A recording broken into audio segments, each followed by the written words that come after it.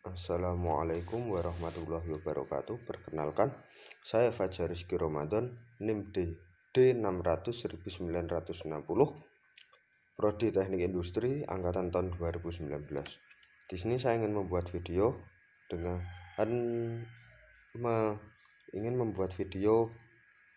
menjelaskan tentang modul 1 sampai modul 4 pada praktikum programa komputer kemarin. Di sini modul pertama dengan judul Python dasar. Python merupakan bahasa pemrograman multi-platform yang banyak digunakan pada aplikasi teknologi saat ini dan mendatang, khususnya dalam bidang IoT. Dan tidak seperti bahasa pemrograman lainnya yang susah untuk dipahami, Python justru sebaliknya, karena Python lebih menekankan pada kode supaya menjadi lebih mudah untuk dipahami dibandingkan dengan bahasa pemrograman yang lainnya. Bahasa Python ada sejak 1991, dirancang oleh Guido van Rossum, dan pada zaman kita ini, zaman milenial, Python terus dikembangkan oleh Python Software Foundation. Dengan kode yang simpel dan sangat mudah untuk diimplementasikan, hanya dengan menggunakan kode print dalam kurung simple, kita sudah bisa mencetak apapun yang diinginkan di dalam tanda kurung. Dan masih banyak kode-kode di dalam Python yang sangat simpel serta tidak ribet. Tentunya Python memiliki kelebihan dan kekurangan. Kelebihan Python yaitu Python dapat berinteraksi dengan bahasa lain. Python merupakan bahasa multifungsi. Python kaya akan dukungan library pustaka standar. Python lebih mudah untuk dipelajari, dan Python mendukung ekosistem Internet of Things dengan sangat baik. Kekurangan Python merupakan interpreter buruk dalam membuat game 3D atau grafis tinggi. Python kurang cocok untuk platform mobile, dan Python memiliki keterbatasan dengan akses basis data. Dan flowchart. Flowchart adalah presentasi visual dari aliran data dalam pemrosesan informasi-informasi dalam sistem dan urutan proses yang dikerjakan. Di dalam program flowchart menjelaskan operasi yang digunakan dan urutan untuk menyelesaikan suatu masalah. Dan arti flowchart di sini adalah representasi secara diagram yang menggambarkan urutan operasi dalam penyelesaian suatu masalah. Ini adalah prosedur langkah demi langkah untuk perhitungan. Di sini algoritma menjelaskan tentang flowchart pada modul 1. Oke, sekarang kita run.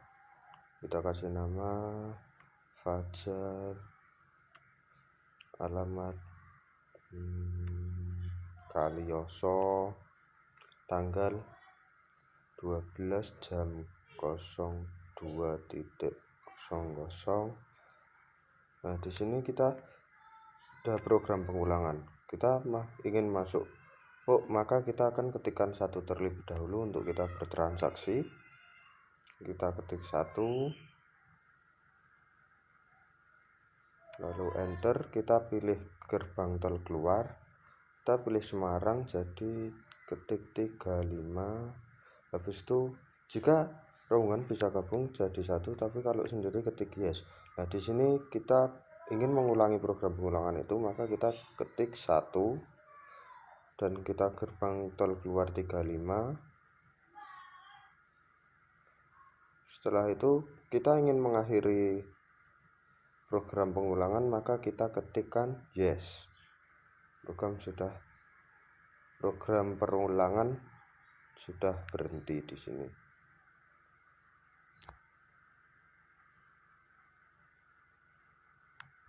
Ada modul 1 yaitu if. If merupakan skrip pengandaian dalam Python, yaitu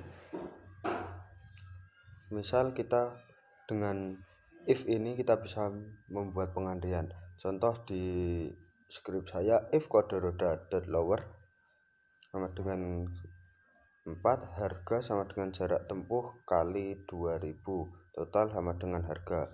Maka di situ ketika kita memasukkan kode 4, maka 4 itu akan dikalikan dengan 2000 terus menjadi harga perjalanan. PySet 2 adalah perpustakaan Python yang memungkinkan untuk membangun aplikasi GUI dengan memanfaatkan Qt Framework framework desktop GUI yang ditulis menggunakan bahasa C++.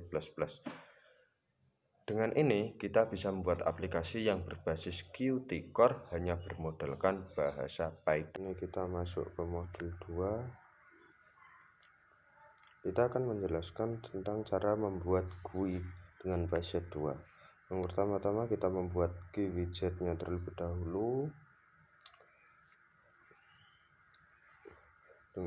Lalu kita ingin mengeluarkan widgetnya itu, GUI-nya itu di tengah, maka kita buat tengah key desktop available geometry center frame.move center tengah save resize dengan ukuran 400 kali 250.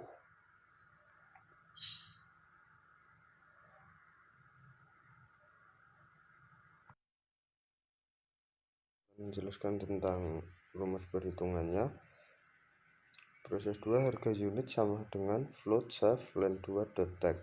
Kenapa di situ ada len 2 dan di bawahnya len 3, len 4?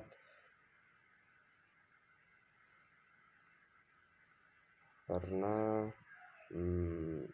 di atas telah ditentukan pada line 2 adalah len edit, maka kita bisa memasukkan nominalnya di situ, dan len 3 spin box. Lalu di sini pendapatan sama dengan save float save kali len 4 kali teks. Laba pendapatan kurangi harga kurangi unit kali harga unit. Save len 5 save tag STR labanya. Mari kita coba. Di sini kita hapus dulu. Oke, kita kasih barangnya kursi, harga per unitnya itu 100.000, jumlah produksi 3, jumlah pendapatan kita 400.000. Kita hitung jumlah laba kita 100.000. Oke, pada modul 2 terdapat script self.len 1 sama dengan key combo box self. Di situ len 1 digunakan untuk menempatkan combo box pada baris pertama, dan key combo box sendiri digunakan untuk membuat combo box. Modul 3 dengan judul web statis dengan Django. HTML bukanlah bahasa pemrograman. Berarti HTML tidak bisa membuat fungsionalitas yang dinamis. HTML adalah bahasa markup web yang utama dan dijalankan secara alami di setiap browser, serta dimaintain oleh World Wide Web Consortium. CSS berfungsi sebagai pengatur tampilan pada elemen yang tertulis dalam bahasa markup. Fungsi lain CSS yaitu untuk memisahkan konten dari tampilan visual dalam sebuah website. CSS dan HTML tidaklah sama, tetapi memiliki kedekatan yang sangat dekat sehingga tidak bisa dipisahkan. Karena HTML merupakan bahasa markup dan CSS memperbaiki. Django merupakan website framework Python yang didesain untuk membuat aplikasi web dinamis kaya fitur, aman karena sering update dan mengembangkan diri, maka Django menjadi salah satu pilihan bagi programmer. Oke, di sini saya akan membuat project baru. Karena pertama kita membuka cmd, terus kita keluar dari foldernya dulu, cd slash Django admin start project,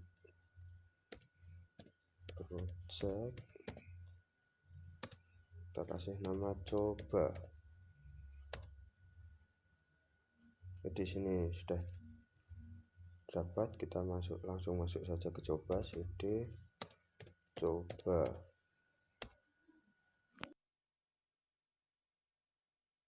Kita membuat project coba. Sekarang kita membuat app coba, app di dalam coba. Caranya Django admin start app, kasih nama jadi, kita enter. Oke, kita lihat di sini jadi sudah terdapat. Cara membuat template HTML dan CSS, caranya sangat mudah, yaitu kita masuk ke setting, kita cari di template.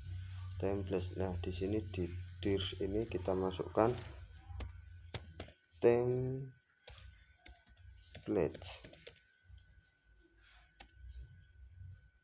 Kecil semua, saya salah templates. Oke, lalu di sini di luar sini kita membuat new folder dengan nama templates. Di dalam templates kita akan memberi new file dengan, kita save dulu, kita beri nama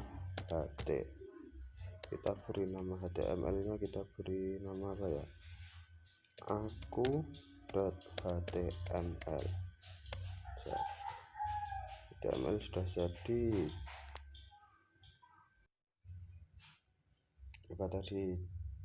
HTML kita membuat CSS, yaitu dengan cara di sini di bawah static URLs kita tambahkan static files dir sama dengan os.path.join base dir static. Lalu setelah itu kita membuat folder lagi, kita membuat new folder, kita kasih nama static. Setelah itu di dalam static kita kasih file, kita save dulu dengan nama hello.css, save. Maka CSS dan HTML sudah jadi. Pada modul 3 terdapat script di dalam HTML, yaitu link rel sama dengan icon, href sama dengan static.any.jpg%. Di situ digunakan untuk membuat icon pada website. Terdapat script yaitu background color hashtag f0ff0 sama dengan, di situ digunakan untuk membuat color, membuat warna pada background, yaitu dengan warna grey di situ. Pada modul 3 terdapat script di dalam HTML yaitu link rel sama dengan icon, href sama dengan static.any.jpg%. Di situ digunakan untuk membuat icon pada website.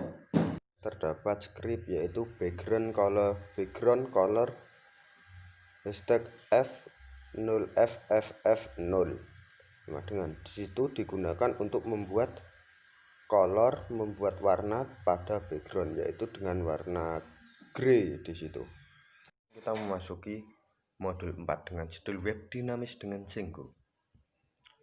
Database atau bisa disebut basis data adalah kumpulan file-file yang saling berrealisasi. Realisasi tersebut biasa ditunjukkan dengan kunci dari tiap file.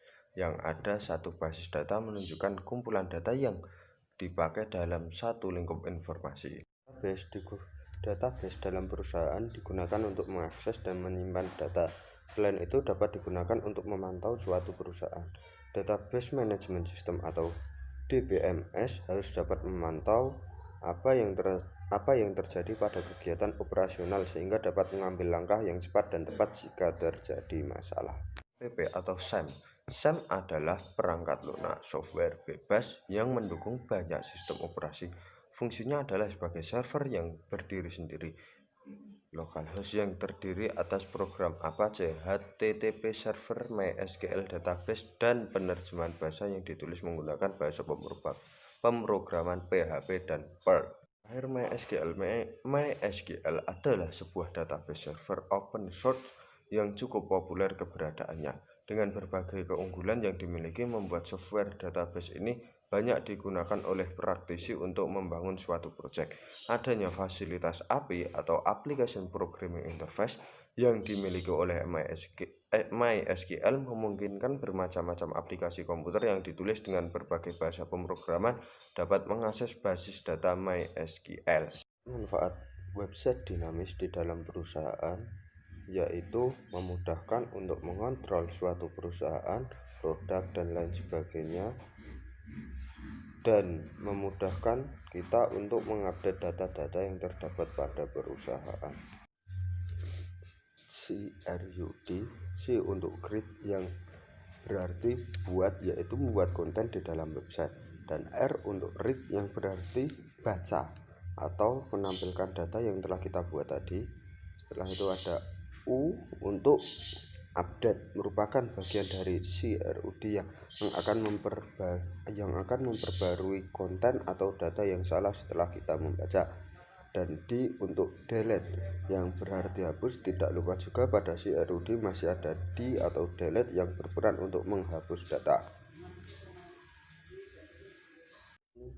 Saya ingin mengimplementasikan create, yaitu dengan cara kita masukkan kode A12 merek Adidas isi ukuran 41 stok 3 harga 450, kita kirim. Oke, di sini kita sudah masuk ke read. Tadi ada A12 isi ukuran 41 stok 3 dan harga 450. Setelah itu kita ini udah masuk ke read. Habis read kita masuk ke update, yaitu kita edit, kita update. Loadingnya lama, sabar ya, bentar, sabar. Kita sudah masuk ke tadi. Setelah kita update, kita masuk ke sini, coba kita update stoknya menjadi 9, kita kirim lagi. Oke, kita lihat stok sudah menjadi 9. Setelah itu kita masuk ke delete atau hapus, tinggal kita hapus. Kita lihat lagi nomor 17 A12 nya sudah hilang. Oke,